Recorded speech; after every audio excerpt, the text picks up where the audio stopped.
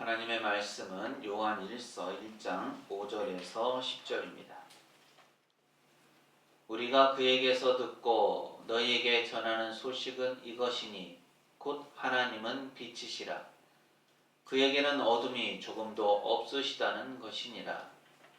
만일 우리가 하나님과 사귐이 있다 하고 어둠에 행하면 거짓말을 하고 진리를 행하지 아니함이거니와 그가 빛 가운데 계신 것 같이 우리도 빛 가운데 행하면 우리가 서로 사귐이 있고 그 아들 예수의 피가 우리를 모든 죄에서 깨끗하게 하실 것이요. 만일 우리가 죄가 없다고 말하면 스스로 속이고 또 진리가 우리 속에 있지 아니할 것이요.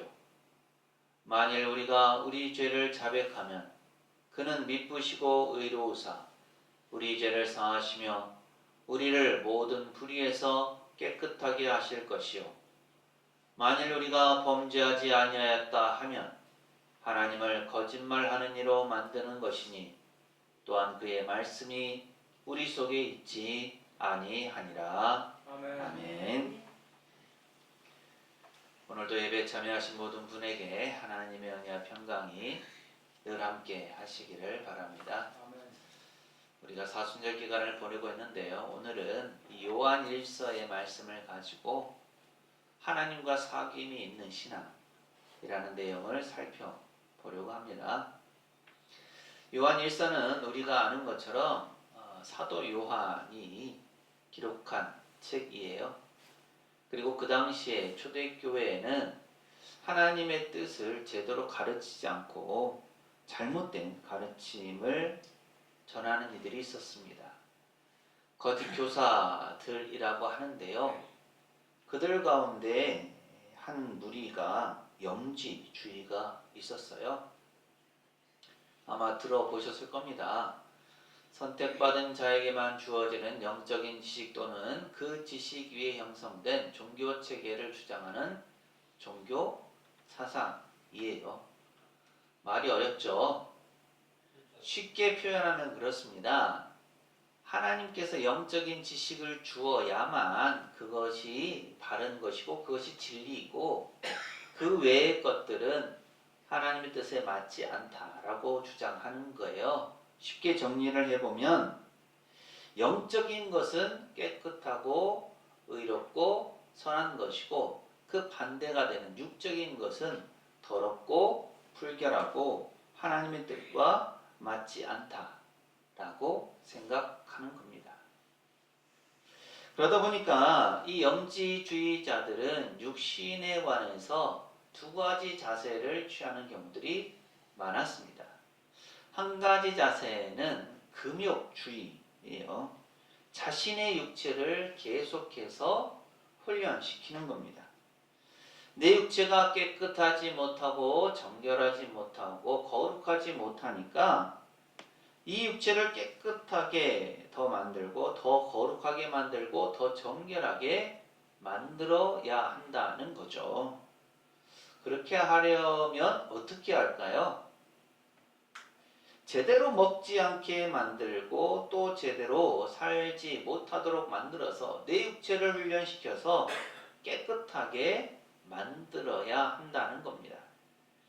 그러니까 기본적으로 육신에 채워야 할 것들도 하지 못하게 하는 거예요. 음식도 먹지 않아야 하고 물도 마시지 않아야 하고 쾌락을 추구하는 것도 금하고 육신이 편안한 것을 용납하지 않는 겁니다. 그러니까 하나님의 뜻에 벗어나고 죄 가운데 빠져 있다고 볼 수 있는 이 더럽고 악한 육신을 편안하게 놔두면 안 된다는 차원에서 금욕주의를 한 거죠. 또 반대적인 측면도 있었어요. 방탕한 쾌락주의라고 합니다. 우리 육신은 우리의 영과는 전혀 관계가 없다라고 얘기를 하는 거죠. 무가치하다라는 겁니다. 육신이 아무리 잘못하거나 잘하거나 상관없이 영적인 것은 유지된다라고 생각하는 거예요. 그러니까 내 욕심을 채우고 내 마음대로 내가 하고 싶은 대로 해도 문제가 없다고 주장하는 거죠. 내가 원하는 것을 추구하고 내가 먹고자 하는 것을 더 잘 먹고 내가 하고자 하는 것을 더 잘하고 쾌락에 빠지고 결국은 타락하게 되는 경우에까지 이르게 되었습니다. 당시 영지주의가 이 두 가지 극단적인 모습으로 나타났던 거죠. 이것이 과연 옳은 것일까요? 금욕주의 혹은 극단적 쾌락주의 둘 다 맞는 것일까요? 그렇지 않죠. 요한일서 1장 6절 오늘 말씀은 이렇게 표현하고 있습니다. 만일 우리가 하나님과 사귐이 있다고 어둠에 행하면 거짓말을 하고 진리를 행하지 아니함이거니와. 하나님과 사귐이 있는 사람은 의도적으로 죄를 지어서는 안 되고 죄를 지을 수가 없는 거죠. 어둠에 속해서는 안 되는 겁니다. 따라서 육체가 악하거나 혹은 무가치하다라고 생각하는 것은 잘못된 거죠.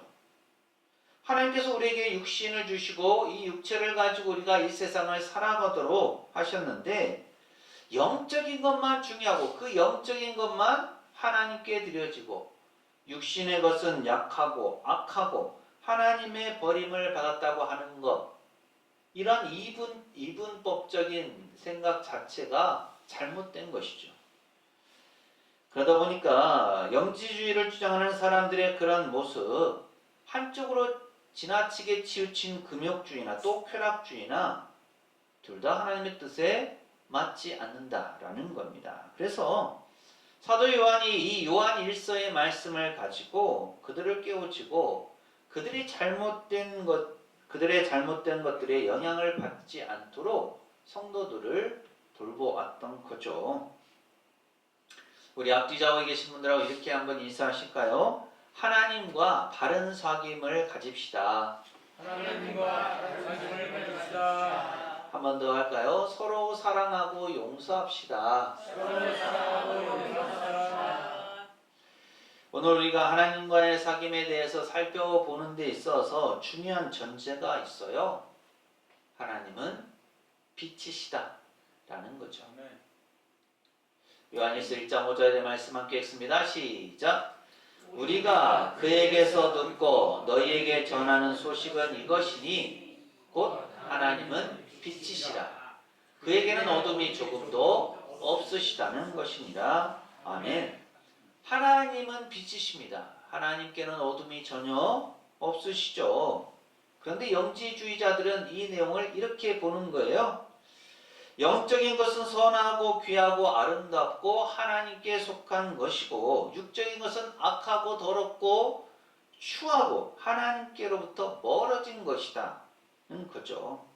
그러니까 빛과 어둠으로 봤을 때 영적인 것은 빛이고 육적인 것은 어둠이다 라는 겁니다. 그런데 요한은 그렇지 않다라고 말씀하고 있죠. 이 세상의 모든 것이 하나님께 속해 있다라는 겁니다. 하나님은 빛이시고 그분에게는 어둠이 전혀 없으시죠. 그렇기 때문에 우리 모두는 육적인 것이든 영적인 것이든 빛이신 하나님께 나아가서 하나님의 은혜로 말미암아 깨끗함을 입어야 한다라는 것을 말씀하고 있습니다. 사람이 어떻게 깨끗함을 입을 수 있을까요? 어떻게? 예수님의 피가 우리를 모든 죄에서 깨끗하게 할 수 있을까요? 사람은 자기 스스로를 정하게 할 수가 없어요. 자신의 죄를 깨끗하게 할 수가 없습니다. 그래서 하나님께서는 제사라는 방법을 통해서 하나님의 뜻이 여기에 있다라는 것을 가르쳐 주셨죠. 제사가 물론 온전하지는 못했습니다. 내가 지은 것, 내가 잘못한 것, 그로 인해서 벌을 받아야 되는데 그것을 내가 감당할 수 없으니까 내가 그 벌을 감당하기 위해서 내 손도 잘라야 되고 내가 범죄한 발도 잘라야 되고 내 입도 막아야 되고 이렇게 우리가 살아갈 수 없으니까 하나님께서 그것들을 해결할 방법을 보여주신 겁니다. 제사를 통해서 그러한 징계, 그러한 벌들을 피하도록 하신 거죠. 내가 죄를 지은 것이 있다면 짐승에게 양이나 소나 비둘기 이런 것들에게 안수하고 나의 죄를 그 짐승에게 넘기고 그 짐승을 대신 죽임으로써 내 죄를 사함받는 방식을 취한 겁니다. 이것은 온전하지 못해요. 왜 그렇습니까? 범죄할 때마다 내가 제사를 드려야 하기 때문에 그렇습니다. 그러니까 사실 죄를 많이 짓는 사람은 먹고 살기가 어렵죠. 시시때때로 제사를 드려야 되는데 그 동물들, 짐승들을 살 수도 없는 것이고 또 그러한 시간들을 드릴 수가 없기 때문에 그렇습니다. 죄를 조금 짓는 사람은 그나마 낫겠지만 이것이 보여주는 분명한 뜻이 있어요. 하나님께서 이렇게 제사를 말씀하신 것은 이 제사라는 방법을 통해서 너희의 죄를 없앨 수 있다. 너희의 죄를 없게 할 수 있다. 이것을 가르쳐 주시기 위한 목적이 아닙니다. 예수 그리스도를 통한 온전한 제사의 방법으로서 예표로서 이 제사를 가르쳐 주신 거죠. 히브리서 10장 11절 12절은 이렇게 말씀해요.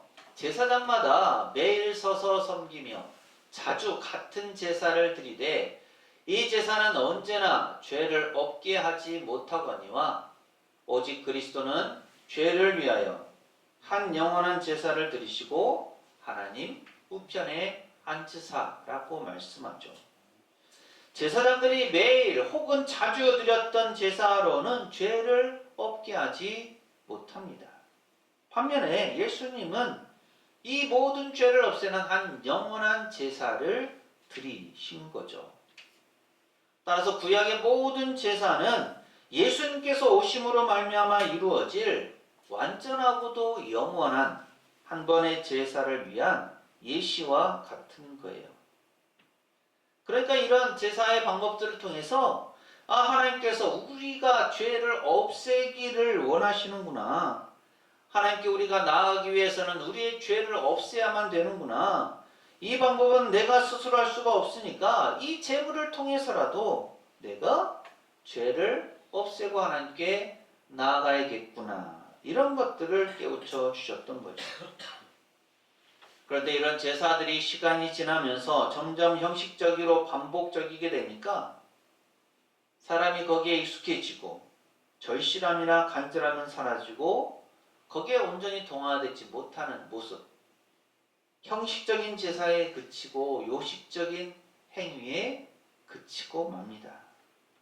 하나님께서는 그런 모습을 기뻐하지 않으셨죠. 그래서 하나님의 때에 그들의 그러한 잘못된 모습들을 온전히 하기 위해서 하나님께서 우리에게 또 다른 방법을 보여주셨죠. 그것이 바로 예수 그리스도를 통한 희생 제사입니다.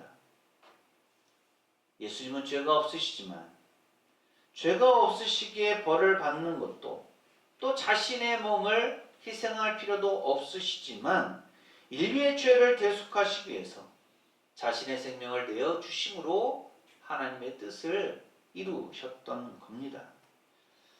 그래서 예수 그리스도의 이 피, 예수 그리스도의 보혈을 믿는 사람은 누구나 다 죄사함을 받고 하나님께 깨끗하고 거룩한 존재로 나아갈 수가 있게 되는 거죠. 요한일서 1장 7절은 이렇게 말씀합니다. 함께 읽습니다. 시작.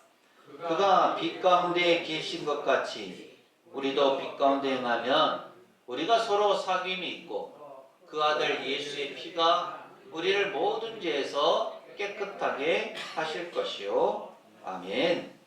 예수 그리스도의 보혈로 말미암아 우리가 하나님과 사귐이 있게 되고 또 그 안에 우리 안에 서로 사귐이 있게 된 겁니다. 자신이 부족하고 연약한 존재라는 것, 나는 죄 많은 사람이다 라는 것을 인정하는 사람이 예수 그리스도의 보혈로 말미암아 죄 사함을 받고 하나님과 사귐이 있게 되는 거죠. 그리고 예수 그리스도로 말미암아 하나님과 사귐을 갖게 된 사람은 하나님의 뜻에 따라 빛 가운데 행하고 진리를 행하면 또한 서로 사귐이 있게 됩니다. 그런데 그럼에도 불구하고 여전히 자신의 죄를 인정하지 않고 자신의 연약함과 부족함을 내보이지 않고 나는 죄가 없다, 나는 죄와 상관이 없다 라고 영적인 것만 추구하고 영적인 것만 믿고 영적인 것만 중요하다고 생각하고 가르쳤던 거짓 교사들, 이 잘못된 신앙인들을 요한이 깨우쳐 줍니다. 죄가 없다고 하는 것은 하나님을 부인하는 것이고 스스로 거짓말하는 거예요.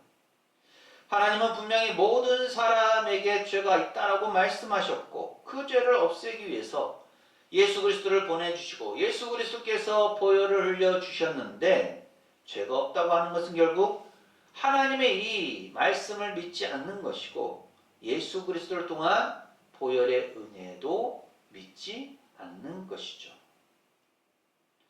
여전히 그 사람은 죄 가운데 거하면서 단지 말로만 또 행동으로만 나는 죄가 없다라고 하는 것, 이것은 옳지 않다, 위선적이다 라는 것을 깨우쳐 줍니다. 스스로 죄 없다고 하는 것, 그것은 거짓말하는 사람이다 라는 것을 분명히 가르쳐주고 어리석다 라고 합니다. 결국 내가 죄 없다고 하게 되면 하나님의 은혜를 받아들일 수가 없죠. 이해하지 못하는 겁니다. 죄를 대속하기 위해서 피를 흘리신 예수 그리스도의 보혈이 아무런 의미가 없는 거죠. 나와는 전혀 상관없는 죽음이 되고 맙니다. 그런데 이렇게 죄가 없다고 하는 사람이 있었는가 하면 또 반대로 죄가 너무 크다고 생각하면서 자책하고 또 자책하는 사람도 있었습니다. 내가 죄를 고백하고 하나님께 나아갔어요. 근데 다음에 와서 보니까 내 죄가 없어진 것 같지 않아요. 그럼 어떻게 할까요?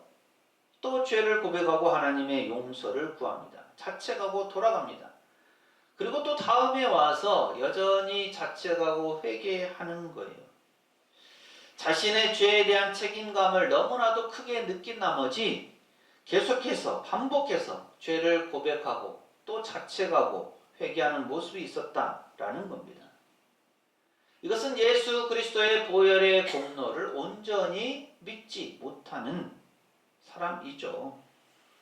또 이런 사람도 있었어요. 내가 살아생전에 죄를 많이 지었는데 하나님께 죄를 고백한 것은 용서를 받는다고 하더라도 혹시라도 내가 고백하지 못한 죄는 하나님 앞에 가서 심판을 받는 것이 아닌가, 내가 멸망 속에 빠지는 것은 아닌가 하는 생각을 가진 사람도 있었습니다.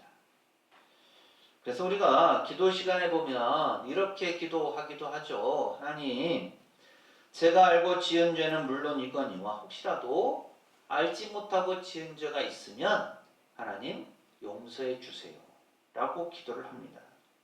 그 마음이 이런 마음이죠. 내가 고백한 죄는 용서함을 받지만 혹시라도 내가 기억하지 못해서 알지 못해서 고백하지 못한 죄는 심판을 받는 것이 아닌가라는 생각이죠. 그런데 이렇게 하는 것 둘 다 옳지 않습니다. 무슨 말입니까? 죄책감을 너무나 크게 느낀 나머지 고백하고 또 고백하고 회개하는 것도 옳지 않은 자세이고요. 내가 고백한 죄에 대해서는 하나님께서 용서하시지만 내가 고백하지 않은 죄에 대해서는 하나님께서 용서하지 않는 게 아닐까 하는 것도 사실 옳은 모습은 아닙니다. 물론 의도적으로 내가 하나님께 죄를 고백하지 않는다면 그 죄는 용서받기가 어렵겠죠.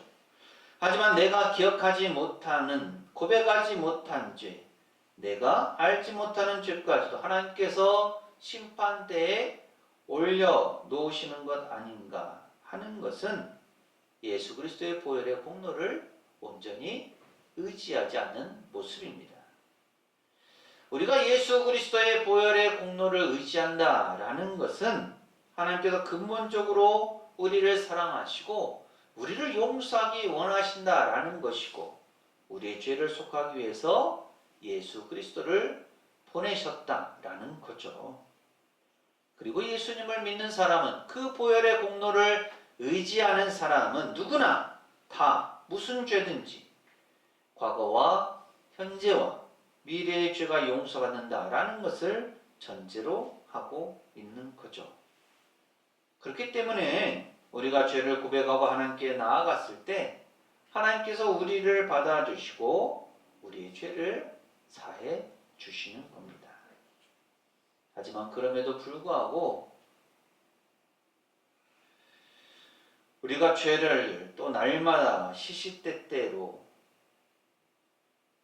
생각날 때마다 하나님께 고백해야 하는 이유는 하나님과의 온전한 사귐, 교제를 위한 것이죠. 1만 달란트 빚진 자, 용서하지 않는 종의 비유에 관한 예수님의 이야기를 아실 겁니다. 어떤 사람이 1만 달란트라는 평생에 갚지 못할 큰 빚을 지게 되었죠. 그런데 주인이 그를 불쌍히 여겨서 빚을 탕감해 줍니다. 그러면 이제 이 빚을 탕감받은 사람은 어떻게 살아야 할까요?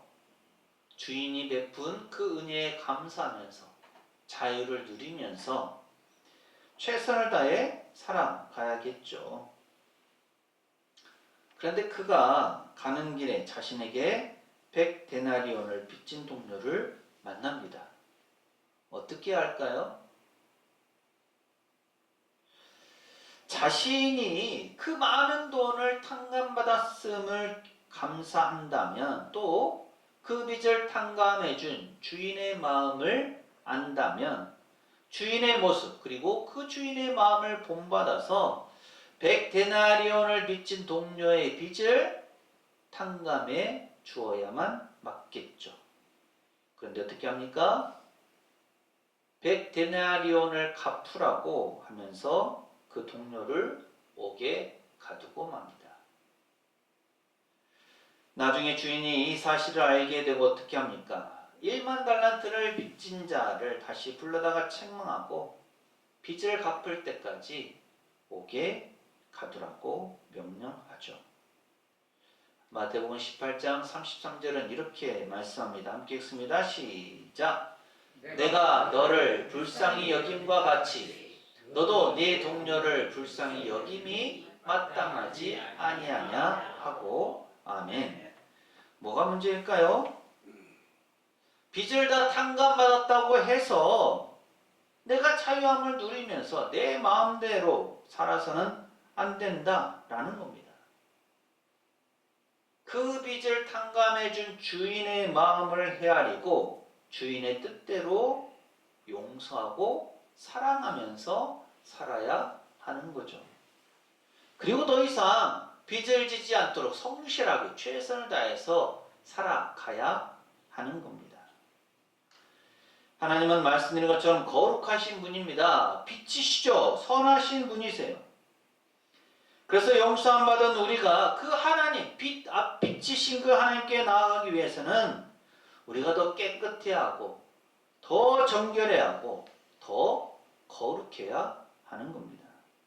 용서받았다고 더 이상 빚지지 않는다고 해서 내 마음대로 내 뜻대로 내 욕심대로 살아가는 것은 옳지 않죠. 혹시라도 죄를 짓거나 잘못한 것이 있다면 그것에 대해서는 바로바로 고백하고 회개하면서 하나님께 나아가야 하는 겁니다. 공동체 안에서도 마찬가지죠. 하나님과의 사귐은 결국은 공동체 안에서 서로 사귐을 통해서 입증됩니다. 내가 죄를 고백하고 하나님께 온전히 나아간다는 것은 다른 사람과의 관계에 있어서도 허물이 없이 잘못이 없이 하나된 모습으로 온전한 사귐을 이룬다라는 겁니다.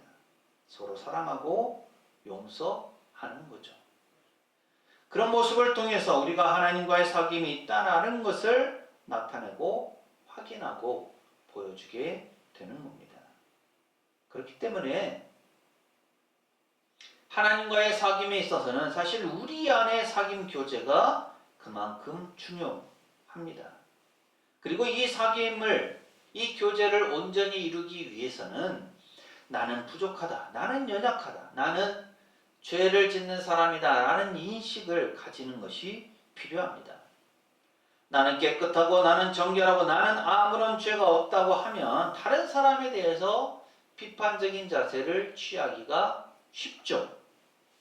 그런데 그렇게 되면 우리 안에 온전한 교제와 사귐을 이룰 수가 없게 됩니다.